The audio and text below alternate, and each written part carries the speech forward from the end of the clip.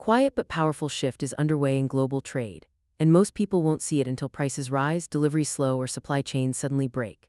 The battleground isn't tariffs or technology this time. It's ports, shipping lanes, and the massive vessels that move the world's goods. What began as a policy decision has escalated into a strategic confrontation between the United States and China, turning maritime trade into a frontline of economic power. At first glance, port fees may sound technical or routine, but in reality they strike at the very foundation of global commerce. Nearly everything we use, from electronics and machinery to food and clothing, spends part of its life at sea. When access to ports becomes politicized, the effects reach far beyond shipping companies. They ripple into factories, retail shelves, financial markets, and household budgets across the globe. This story begins with rising tensions between Washington and Beijing over who controls the arteries of global trade. For years, U.S. officials have accused China of gaining an unfair advantage in shipbuilding and maritime logistics through heavy state support. They argue this dominance allows Chinese companies to undercut competitors and secure influence over critical shipping networks. In response, the United States decided to move beyond traditional trade tools and target the infrastructure that keeps global commerce moving. Using trade laws designed to counter what it views as unfair practices, Washington introduced new port-related charges aimed at vessels linked to China. This marked a significant shift in strategy. Instead of focusing solely on goods crossing borders, the U.S. was now applying pressure at the point where trade physically enters the country. The message was clear: access to American ports would now carry political and economic consequences. The announcement sent immediate shockwaves through the maritime industry. Shipping companies, port operators, and logistics firms recognized that this was not a symbolic gesture. These fees had the potential to reshape routes, raise operating costs, and inject uncertainty into an industry built on precision and predictability. When ports become tools of policy, every docking decision turns into a strategic calculation. Beijing quickly understood the implications. From China's perspective, the U.S. move was not just about trade fairness. It was a direct challenge to its role in global shipping and its broader economic ambitions. Chinese officials rejected the accusations and made it clear that they would not allow their maritime sector to be targeted without consequence. Preparations for a response were already underway. What followed was the opening phase of a high-stakes maritime standoff, one that would expose how vulnerable global trade can be when infrastructure becomes a weapon. And as this conflict unfolded, it became clear that the consequences would not be confined to the United States and China alone.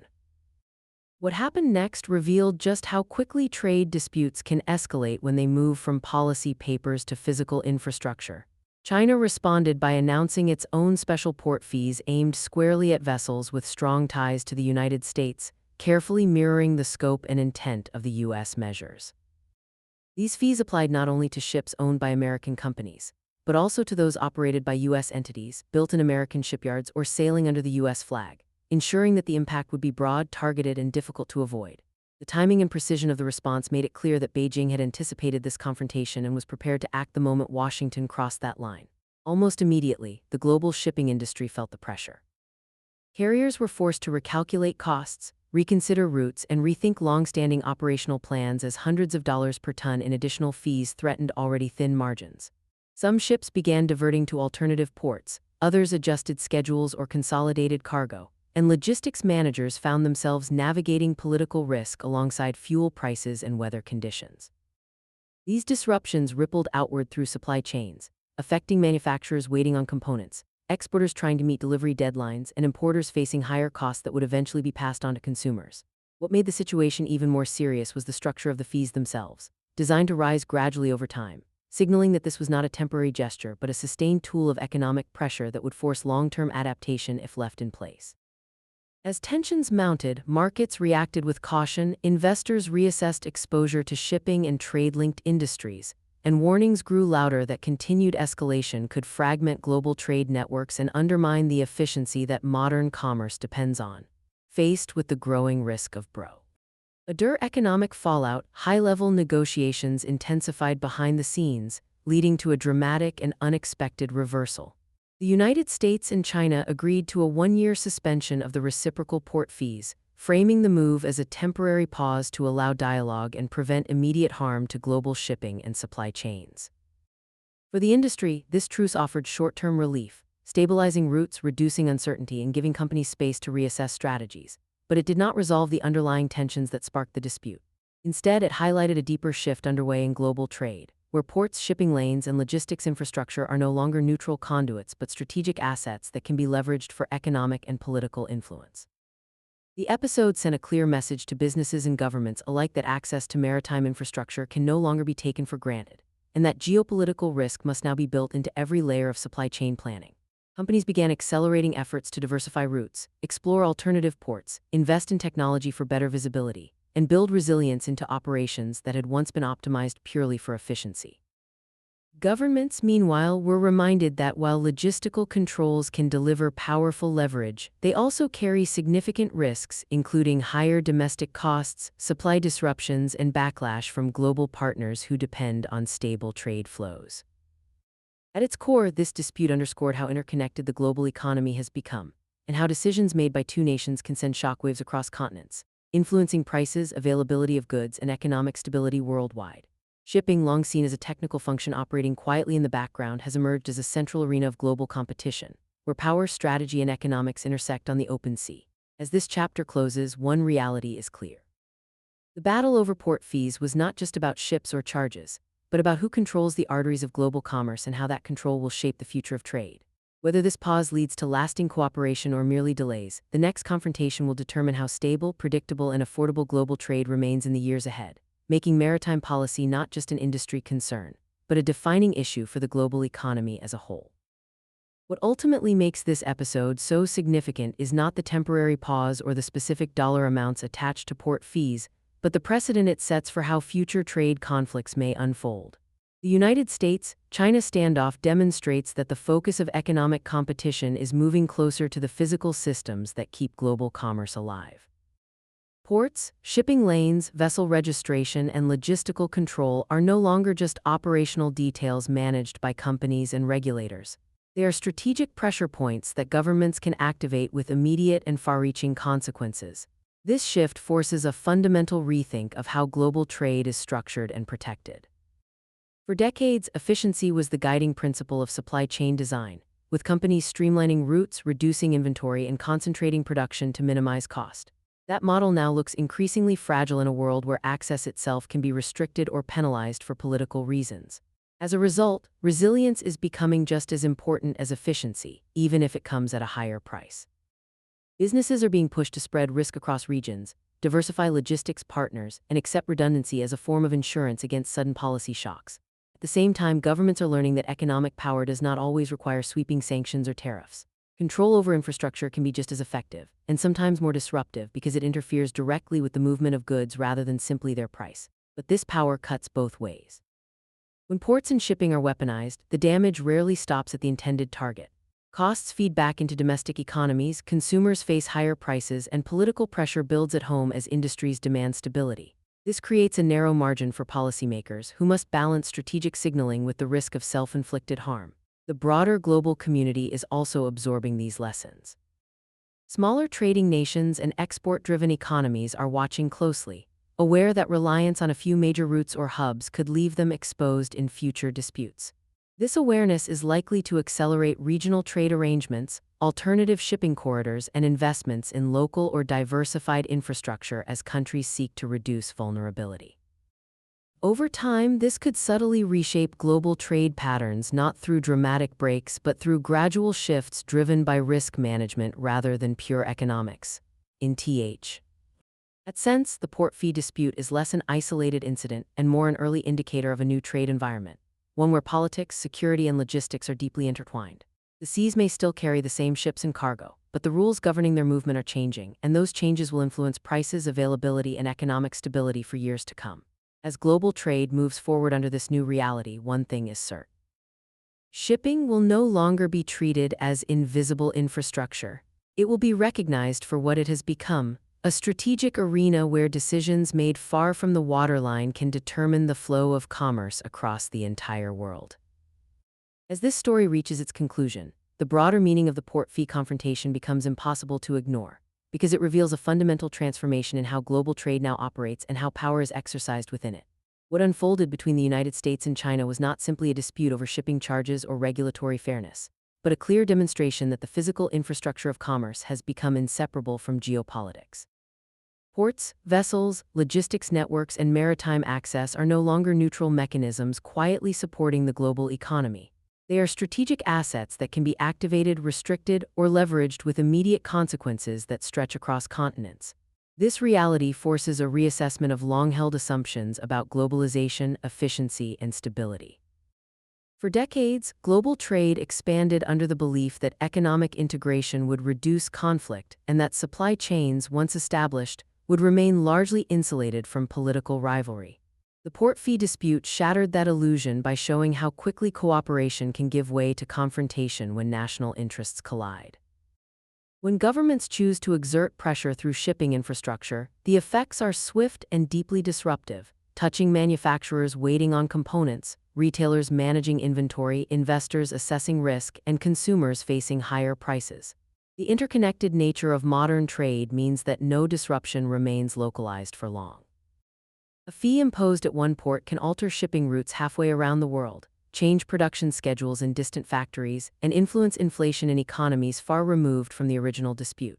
This is why the one-year suspension, while significant, does not represent a return to the old normal. It is a pause in a system that has already been reshaped by uncertainty and strategic competition. Businesses understand that the conditions which allowed this conflict to emerge still exist, and that similar measures could return under different circumstances or in different forms. As a result, companies are fundamentally changing how they approach global operations. Efficiency alone is no longer the ultimate goal. Resilience, flexibility, and political awareness have become just as critical. Firms are diversifying supply chains, reconsidering port dependencies, restructuring ownership and operational models, and investing in technologies that provide greater visibility and predictive insight into potential disruptions. These changes come at a cost, but they are increasingly viewed as necessary protections in a world where access to infrastructure can be influenced by diplomacy and power struggles. Governments, too, are recalibrating their strategies. The dispute demonstrated that maritime leverage can be effective, but it also highlighted its risks. Disrupting shipping does not just hurt foreign competitors. It can rebound domestically through higher consumer prices, strained industries, and political backlash. This creates a delicate balance where policymakers must weigh short-term strategic gains against long-term economic stability. At the same time, other nations are watching closely. Smaller economies and trade-dependent countries are reassessing their vulnerabilities, aware that reliance on a limited number of routes, ports, or major powers could expose them to similar shocks. This awareness is likely to accelerate efforts to develop alternative corridors, regional trade networks, and redundant infrastructure, gradually reshaping global trade patterns through risk avoidance rather than market efficiency alone. Over time, this could lead to a more fragmented but potentially more resilient trading system, where the flow of goods is influenced as much by political alignment as by cost and speed. For consumers, the implications are subtle but profound. Shipping disputes may seem distant, but their effects appear in everyday life through price changes, product availability, and economic uncertainty. The cost of geopolitical tension is often paid incrementally, spread across millions of transactions, making it less visible but no less real. Ultimately, the port fee conflict underscores a defining truth about the modern global economy. Trade is no longer governed solely by markets and contracts. It is shaped by strategy, power, and the control of critical systems that make exchange possible. Shipping has emerged from the background to become a central arena where economic rivalry plays out in tangible ways. Every vessel crossing the ocean now moves through a landscape influenced by policy decisions, strategic calculations, and national priorities. Whether the future brings greater cooperation or deeper fragmentation will depend on how governments and businesses respond to this new reality. What is certain is that global trade has entered an era where maritime infrastructure is a key instrument of influence, and understanding that shift is essential to understanding the future of commerce itself. As the implications of this confrontation continue to unfold, it becomes clear that the global trade system is entering a period where uncertainty is not an exception but a defining feature. The port fee dispute between the United States and China exposed how quickly the foundations of international commerce can be challenged when strategic interests take precedence over long-standing norms of cooperation. What once appeared to be a stable and predictable framework for moving goods across borders is now subject to sudden policy shifts, retaliatory measures, and calculated pressure applied through infrastructure that was previously viewed as politically neutral. This shift forces every participant in global trade to rethink assumptions that have guided decision-making for decades. Shipping companies, for example, can no longer rely solely on historical cost models or established routes when planning operations. They must now factor in political risk alongside fuel prices, labor availability, and port efficiency. A route that is technically optimal today could become financially unviable tomorrow if fees, restrictions, or regulatory barriers are introduced with little warning. This reality encourages a more cautious and diversified approach, where redundancy is built into logistics networks even if it reduces short-term efficiency. Exporters and importers face similar recalculations. Businesses that once concentrated production and distribution around a small number of highly efficient corridors are increasingly aware that concentration also creates vulnerability. The port fee episode highlighted how dependence on specific maritime links between major economies can expose companies to disruptions beyond their control.